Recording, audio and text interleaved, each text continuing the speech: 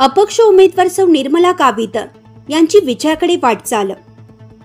इगतपुरी त्र्यंबकेश्वर विधानसभा मतदारसंघात महायुतीचे राष्ट्रवादी काँग्रेस पक्षाचे उमेदवार तथा विद्यमान आमदार हिरामण खोसकर यांच्या विरोधात माजी आमदार तथा अपक्ष उमेदवार सौ निर्मला गावित यांनी प्रचाराचा शुभारंभ करताना जोरदार शक्ती प्रदर्शन करत तगडे आव्हान दिले आहे।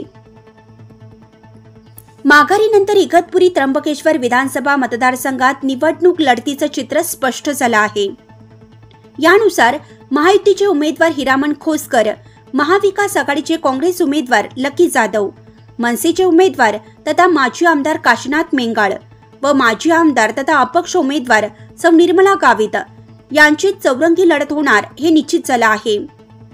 प्रचाराचा शुभारंभ करताना सौ निर्मला गावित यांनी आपल्या कार्यकाळातील कामाचा उल्लेख करत गत 5 वर्षात फक्त ठेकेदारांचेच भले झाल्याचा जोरदार घणाघाती हल्ला चढवला आहे।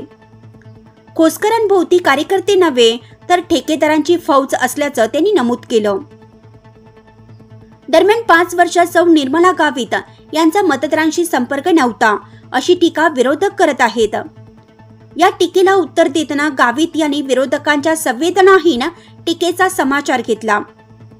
मागील 5 वर्षात कोरोनासारखी जागतिक महामारी आली, त्याचबरोबर सौ निर्मला गावित यांच्यावर वैयक्तिक कौटुंबिक आघात झाला।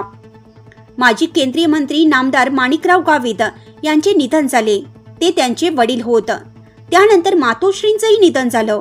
या पाठोपाठ त्यांचा एकुलता एक मुलगा हर्षल याचेही निधन झालं।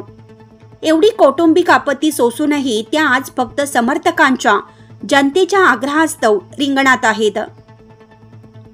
या आपत्तीचे भावनिक भांडवल करायचं नव्हतं, पण विरोधकांनी दुष्प्रचार सुरू केल्याने उत्तर देणं भाग पडलं, असं खरमरीत उत्तर गावित यांनी दिलं आहे। लोकमान्य न्यूजसाठी संचालक लक्ष्मीकांत शिंदे, इगतपुरी विधानसभा मतदारसंघ।